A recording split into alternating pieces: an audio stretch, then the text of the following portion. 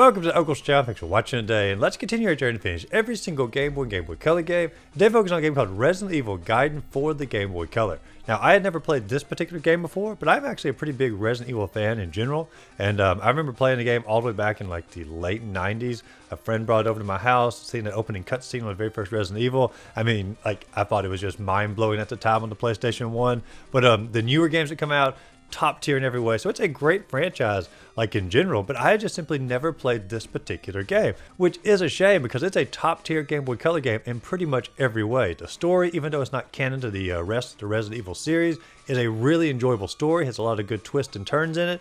The gameplay, even though it's a little controversial amongst some Resident Evil fans, I thought it was a really enjoyable gameplay mechanic, especially like when it goes to first-person view for all the individual battles here. But there's so much stuff that just keeps it in line with the rest of the Resident Evil when it's like searching for keys, journeying around, trying to sneak around the zombies. I mean, like, it just had a Resident Evil feel about it, and I can't recommend it enough for Resident Evil fans out there.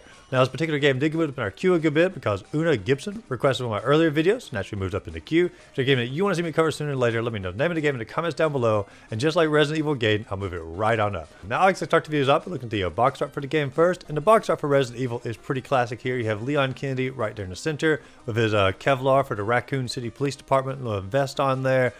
Looks just like early Leon and pretty much all the earlier artwork for the PlayStation 2 and whatnot. But it is a little bit odd because, like, for the majority of the game, you don't actually play as Leon here. You actually play the majority of the game as Barry Burton, who is a character in Resident Evil 1. Wasn't like one of the main characters, but was one more of the background characters in Resident Evil 1.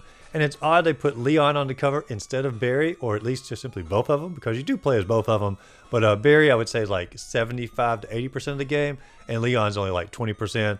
But I'm sure Leon probably sold a lot better as far as like a core Resident Evil character over Barry, and that's probably why they chose him. But still, it's not the most accurate cover, but it does represent the series as an overall. Now, when you start the game up here, you have very much of a haunting Halloween-ish type music in the background, which fits the tone of the game really well. But at the same time, like, there's simply not a lot of songs on this soundtrack. I think there's like 3 maybe total. And so this song here is going to play so much in the background during the gameplay that you're going to be pretty sick of it by the time you finish it. The game's like maybe 6 to 7 hours long total, depending on your skill level here. I'm not that skilled at it, but you're going to get a little tired of these particular songs. Now, when you begin the game, you do get a little bit of a background story as far as like who Barry is working for. He's working for a secret organization made up of STARS agents as well as ex-Umbrella Corporation members. And basically, they sort of keep tabs on Umbrella Corporation and Umbrella Pharmaceuticals to try to take them down a notch. And we find out that the Umbrella Corporation has actually had a bioorganic weapon escape from their labs and is housing itself on a passenger cruiser ship known as the Starlight. And evidently my little organization sent Leon Kennedy to try to capture or kill off the bioorganic weapon, or I'm going to call it the BOW. And Leon has lost all communication with us, and we've not heard from him for 24 hours. And so now they're sending in me, Barry, in order to rescue Leon and also kill off the BOW here. And so that's the essential startup for our game, and the entire game is going to take place on this cruiser ship, except for one small scene that takes place on a submarine, but 90% of the game is going to be on the cruiser ship here. And I have to say, like, all the cutscenes here are pretty top-notch as far as like good sprite animation, good narration. The sprites in particular, like the monsters and the characters, just very well done here. I will say that the character of Barry Burton reminds me a great deal of Hank Scorpio from that Simpsons episode. Completely different personalities totally, which is a shame because this would be a much better game if Hank was the main character. But I don't know, there's something about Barry's animation here reminds me so much of Hank Scorpio from that Simpsons episode. You can let me know in the comments down below if you agree with this, but I don't know, to me, it's like a dead-on match. Now, the gameplay itself is going to start on the outside of the boat here on the little deck, and as you're journeying along the outer deck, there's little containers on the wall. You can go up to them, and anytime there's like an item nearby, it's going to have like a little green sign in the bottom right-hand corner.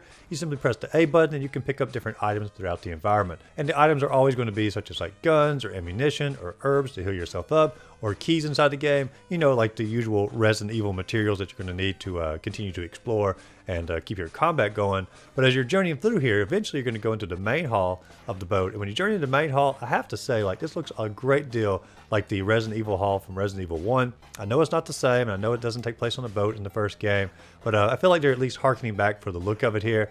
And when you journey in here, you're going to fight your first zombies inside the game. And the zombie fight is like really unique here. So like the zombies are going to start approaching you, and you press the B button to pull your gun out, and you get your aim on them, but you don't actually shoot them on the overworld screen. You just simply get your aim over them, you press the B button again, and it's going to go into a first-person battle where the zombies are slowly beginning to approach you.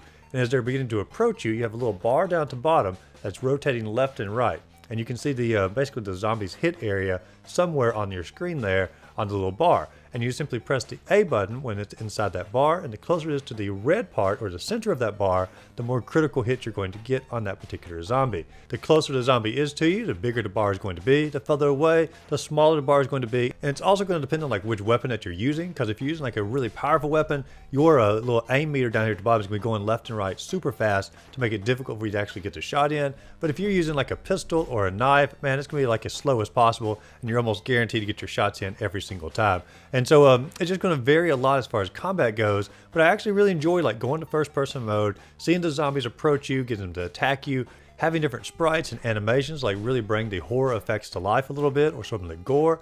It just simply couldn't have been done if it's just the overhead view like the rest of the game. This really allows for some of that gore to come into place. And I mean, that's not what Resident Evil is all about, but I mean, it is a survival horror game. And so you do want to have some of those gory images in there. And I know at the time, like going into first person mode was like blasphemy to Resident Evil players, but like look where the series is now. Like the entire game is first person, and so like to some degree, this game's like a little bit of a precursor to like 7 and 8 when it comes to the Resident Evil series. I don't know, it might be a stretch, but I can at least see some influence. But I take out as many zombies as I can with my pistol. Eventually I run out of ammo, have to swap over to the knife. And the knife is really not that bad of a weapon, but you are going to lose more health because, you know, the knife is obviously not as powerful. But the more zombies you take out, a lot of times you can search their bodies, get more herbs off of them, get more ammo, or just simply the ammo and herbs are going to be hidden around the environment. So you really do want to explore like every single room that you go into. And truth be told, you're going to want to kill almost every zombie as well, because some zombies are going to drop like keys, and you have to have those keys in order to access other rooms to continue on the story.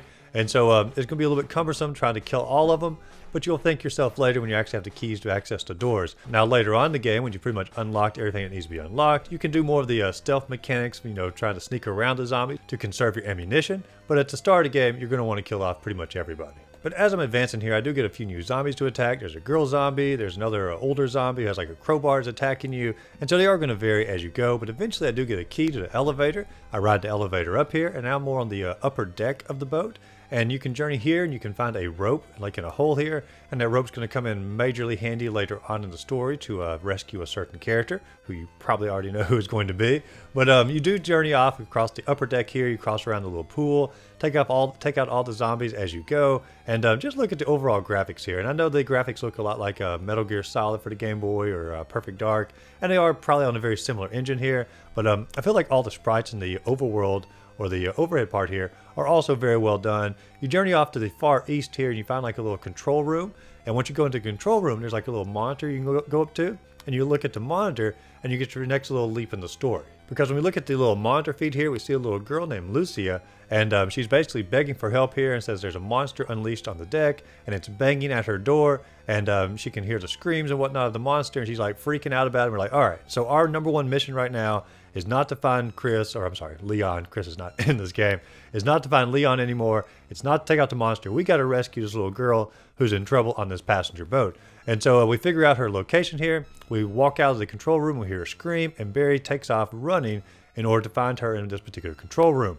Now, when we get there, we have another great little cutscene here of the actual monster, and the monster has like these tentacles coming out of its belly here. At one point, it like pans up the monster before the tentacles come out, but the best part is like when the tentacles begin to come out of the monster. And I don't know, it like really does look like classic Resident Evil, almost more like later on Resident Evil, like maybe like Resident Evil like 3 and onwards. But I'm telling you, the animation and the sprite for the monster, I really do think belongs in like another Resident Evil game somewhere later on. And I really wouldn't mind revisiting this story in general, but we'll get to that in the closing part of the review here. But great sprites for the monster, and then we get our first battle with the monster.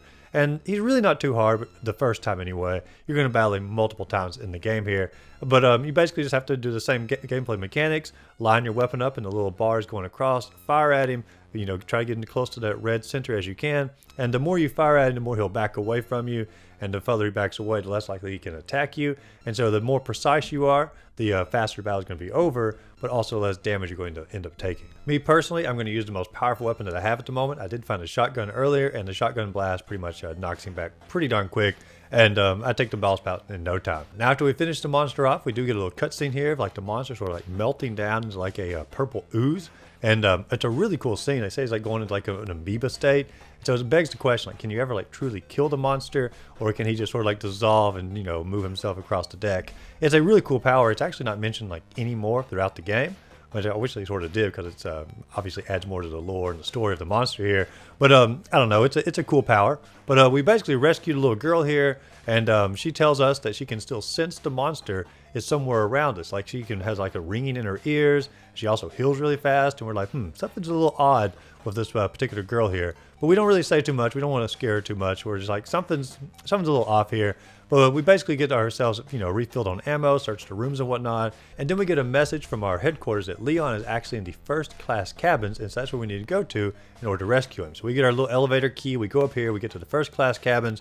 Sure enough, it's locked. Well, it turns out that Lucia here, she's like, well, I actually have a key to the second class cabins. And we're like, all right, we'll go explore there, see if we can find out something to unlock the first class. So we head off into the second class cabins. We end up finding like an assault rifle over here, which is obviously really handy. We found like a bomb. We're going to end up like blowing a door open later on. We found a lockpick over here. We found a ton of like keys and items that are going to help us later on in the game. Essentially, like when you pull up the map here, you want to explore every single room that you can in order to collect every item that might come in handy a little bit later. But you can also tell if like you want your immediate place that you need to be going to. You can see it like it's highlighted in red on the map. And so you're never like completely lost in the game.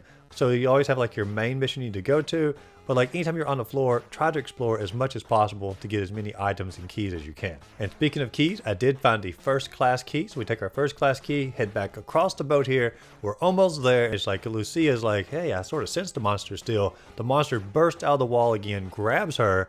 And when it grabs her, at this point, it kidnaps her. We're like, oh crap, now she's gone. Now we need to go find Leon. We got to rescue her again. We got to kill the monster off. There's so many missions that poor Barry has to do. But he's like, you know what? We're so close to the first class. Let's go ahead and rescue Leon. Perhaps he can help us with our particular mission. So we go into first class cabins. We find a hole in the ground. And if you go up to it, the rope that we collected earlier, you can throw it down there. And of course, at this point, you can go down and help Leon get back on his feet again. But it's when we're talking to Leon, he also knows about the girl's special power. And he says, yeah, she can heal faster. She can sense the monster. Yeah, there's some special stuff about this girl. And we're like, maybe she's the monster here. Maybe she's the bioorganic weapon, the BOW that escaped. You know, maybe that's what the whole Umbrella Corporation is looking for. And Leon's like, no, it's not. She's just an ordinary girl who has special powers. There's nothing really to worry about. You know, like she's basically an adopted girl whose foster parents keep giving her up. She's had these powers for a while here. And he's like, no, there's nothing to worry about. And so Barry and Leon get into like a little argument here of like, who is the true monster on the ship? Is it the monster that looks like a monster? Or is the little girl with the special powers who might be infected with some sort of virus from the Umbrella Corporation? And so like the game is like basically putting like a little earworm in your ear here as far as like who is the bad guy. Add like a little mystery to the story. And so I don't know, I like it when games sort of like venture off like this and sort of like make the player question, who are we really trying to rescue? Like what is the true mission here? And overall, like the game explains it really well. And it's just simply a good narration for a classic horror scenario. But me and Leon, even though we have our differences as far as like who the true monster is, we do obviously agree to team up. We go to the control room. We can look at the monster again. We see that the monster and the girl are on the top deck, and the monster has like killed everybody but the girl. And it's like, why is the monster keeping the girl alive? Which does add a little bit more to the possible twists and turns of the story. But we decide we need to go up to the top deck and fight the monster and rescue the girl. We get up there, we begin to attack the monster, same old monster, you know, battle here. The monster battle doesn't change a whole lot for the first half of the game. It definitely does in the second half, but, you know, same old monster mechanics at this point. We take the monster out again. We get a really cool cutscene of like the monster sort of like bent over, his tentacles all hanging out, and like green bloods begin to ooze from his body. And that's a telltale sign of a BOW evidently in the game, because it always bleeds out green blood. So if we didn't like already know that the monster was a monster, now that it's bleeding green blood, we definitely know that it's a monster. But they bring it up because it is something for us to look out for. If like a normal person begins to bleed green blood, then we know that they've been infected with the virus and they're going to eventually become whatever this creature is right here. But the monster does get back up here. It begins to chase after us, and we run away. Lucia says that the best place to go is going to be the kitchen inside the fridge, where it's like where all the crew has been holding up since the outbreak of the virus here, or outbreak of the monster. So of course we have to journey through, find the appropriate keys and whatnot, make our way to the kitchen, get inside the fridge here.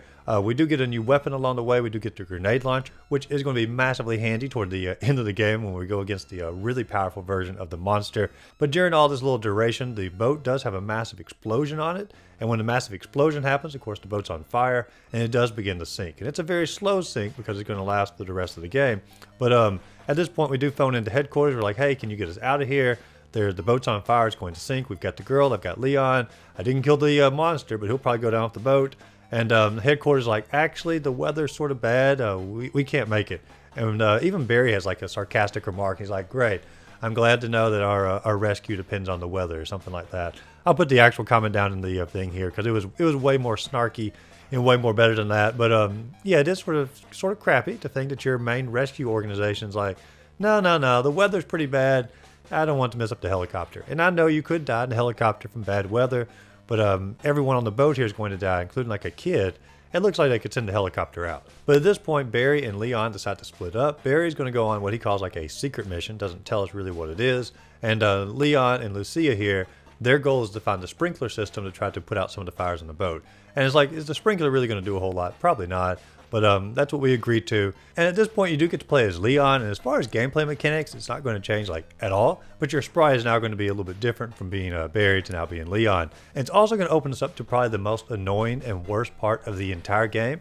Because at this point, you're pretty much just going to search the entire boat here, searching for keys, doors to unlock, and you're just simply going back and forth, just a running game of finding a room that's locked, finding a key, going into that room, find another key, which leads to another door to unlock, which gives you another key, which of course you're just simply going to do is wild goose chase, traversing the entire boat, top to bottom, opening doors left and right, you know, whether it's going to be a blowtorch or a lockpick or a key or a fire extinguisher. There's no difference in any of the puzzles here. You're simply traveling from one area to another to open a door. And it would have been so much better if they had just simply taken a page out of their own Resident Evil playbook and just simply put some puzzles in here.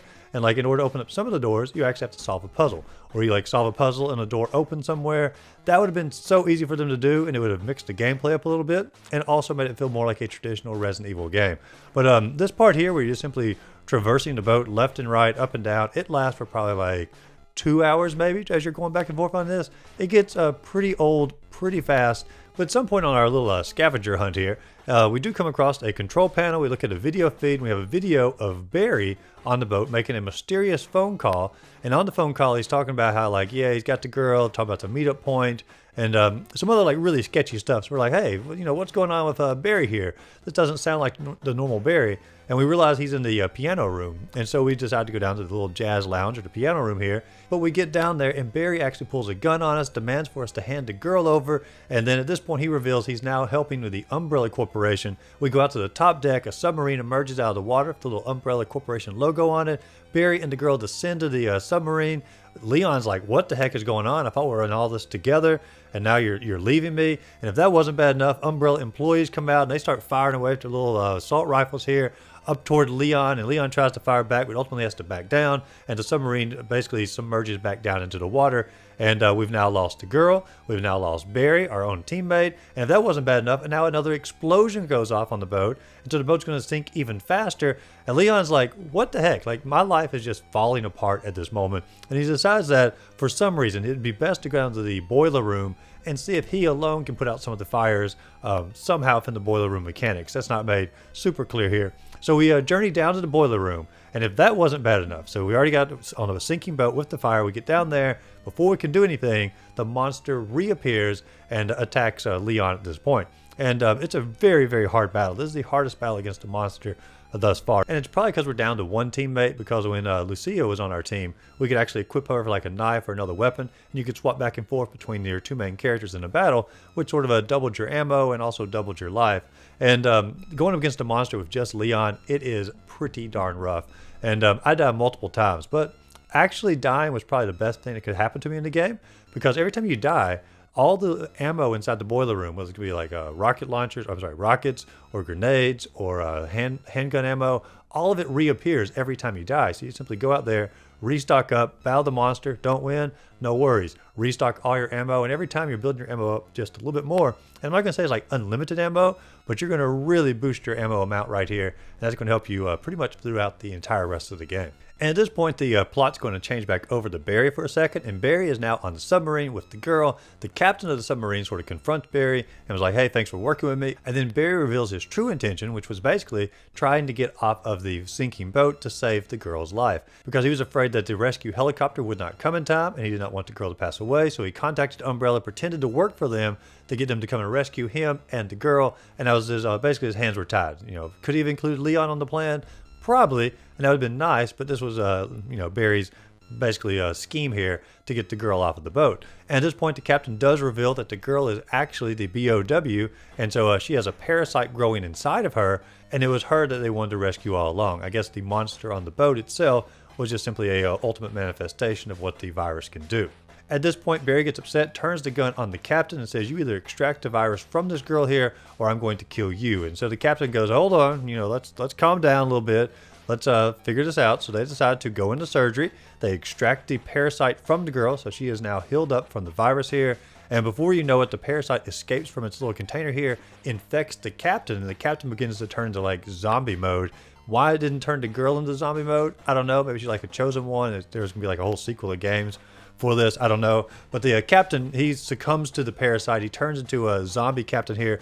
Great animation when you battle against him, like a true evil Captain Nemo virus infected fella here. But great battle. Once you finish him off, you're now in control of the submarine, and you decide to turn the submarine around to go back and rescue Leon off of the sinking ship here. But on our way to go up to the command deck to turn it around, the monster appears. We have to go through a little mini battle with the monster here. And I'm like, wait a second. Wasn't the monster on the main ship with Leon? So how'd the monster get on the submarine? Because last I saw, we actually left him on the boat, and Leon just got done having a battle with him in the boiler room, but now the monster is on the ship. So are there two monsters, or did the captain turn into a monster? I don't know. I think the story got a little convoluted at this point as far as where the monster was at. They simply want to have another monster battle. But either way, you take the monster out, and once you take the monster out, you then have a little conversation with Lucia here. You talk to her about how her life has been terrible up until this point. Been tossed from foster home to foster home, had this virus infect her, and Barry's like, you know what? I got a family. I have a daughter pretty close to your age. When we get back to the shoreline, I'm going to adopt you. You're going to have a family for the rest of your life. And it's like, what a sweet little family story there for Barry and Lucia here. But anyway, so you get the boat turned around, or the submarine turned around, head back over here, you get off the boat, you're back on the main ship here, and it shows a little image or a little cutscene of the monster jumping from the submarine to the boat. And so it's like, so now the monster's back on the boat. And so once again, are there two monsters? Is there one monster? I don't know. That's, I think, like I said, the game's getting a little confused in its own lore and its own story here.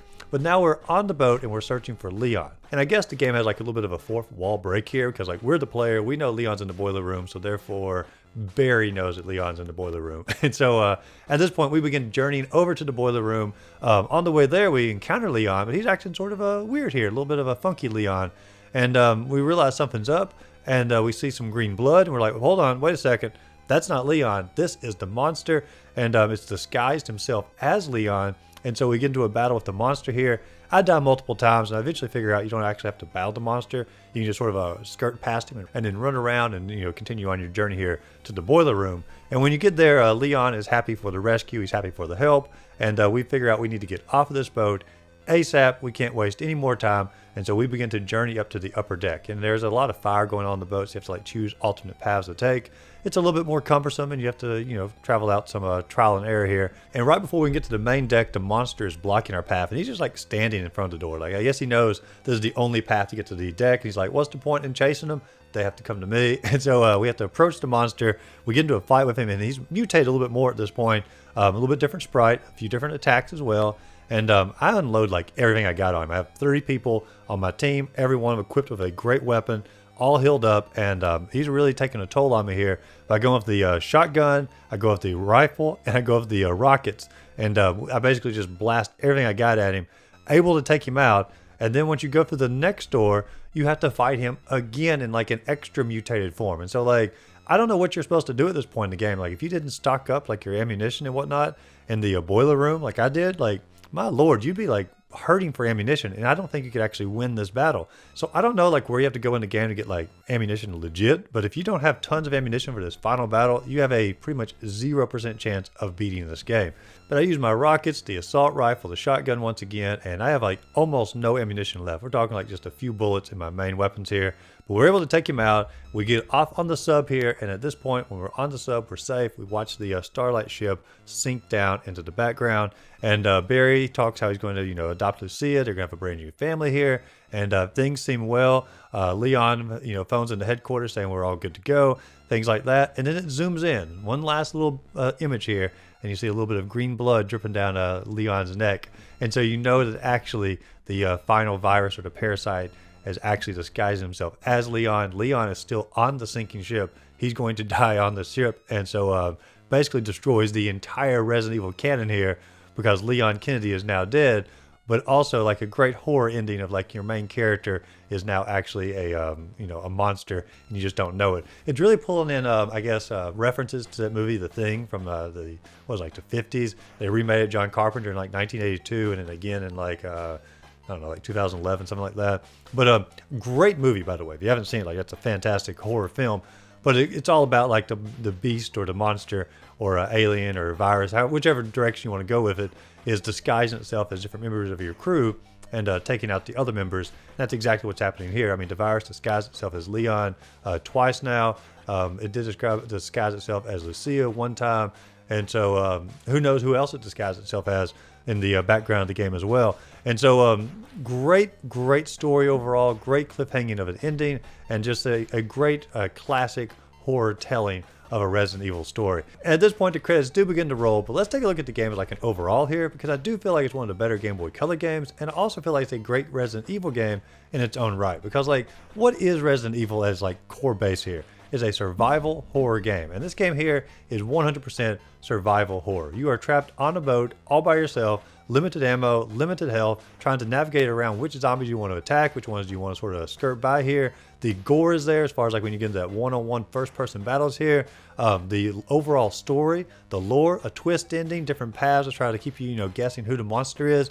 I mean, it is a classic horror story, classic survival elements, and I feel like it just captures what Resident Evil is all about at its core base here. Even like the gameplay mechanics, as far as like searching out and finding different items, different keys, all of that is classic Resident Evil. So 100% deserves the name of the franchise that it's attached to here. Now, as far as like a Game Boy Color game goes, it has great graphics, it has an overall great story. The gameplay to me is just top tier throughout nearly the entire experience. The only things I would knock it back on a little bit is the repetitive nature of just simply finding doors to unlock, unlocking them, finding more keys to unlock more doors, but that's not really a concern except for that sort of a lull in the middle of the game. In the early part of the game, you're still exploring the ship a little bit, figuring things out. At the end of the game, you have more epic boss battles. It's just sort of at a meaty middle where you're traveling the entire ship trying to figure out like which keys go to which doors, and you're just simply backtracking constantly. That does get a little bit old. Also, speaking of getting a little bit old, the soundtrack is it's pretty terrible, but like I said earlier in the review, there are only 3 songs, and you're going to get very repetitive and very old before the game is over, especially in that meaty middle I was talking about where you're just sort of traveling the ship. That 1 or 2 note, haunting Halloween song, I'm here to tell you, it gets really monotonous and annoying before the game is over. But overall, I'll probably give the game an 8 out of 10. I feel like if you enjoy Resident Evil games, you'll definitely enjoy it. If you enjoy Game Boy games, you'll definitely enjoy it. And if you enjoy both of those things, I think you'll just simply love this game pretty much start to finish, except for that little meaty middle that I've mentioned a few times here. But one thing, like as I was playing this, like made me miss something about older games a little bit. This is sort of a side note after the review here. But like corporations used to have like major numbers and entity, like Resident Evil 1, 2, 3, 4, 5, 6, 7, 8, so forth and so on. But between all those major entries, they'd always put out like little side journeys or side adventures to sort of keep the franchise fresh on people's minds, and just sort of like give it a little sampling of like a fun little smaller experience of what the overall game is like. And I miss those days in gaming. Like now it feels like you're all the time just waiting for the next big game. And then once that big game is out, you wait like another 5 or 6 years, and then you get another big game. And I miss like studios like purposely giving the franchise like smaller corporations to pump out like these little indie projects, these little smaller games, just for like a little fun side story. Like this story here is a really fun Resident Evil story, but there's no way they're going to make it a main entry. It'd be fun if they simply did like a small remake, enhanced graphics, put it out on like Nintendo Switch or something, and just a maybe like 20 bucks, a small Resident Evil game to journey through that's fresh on everybody's mind.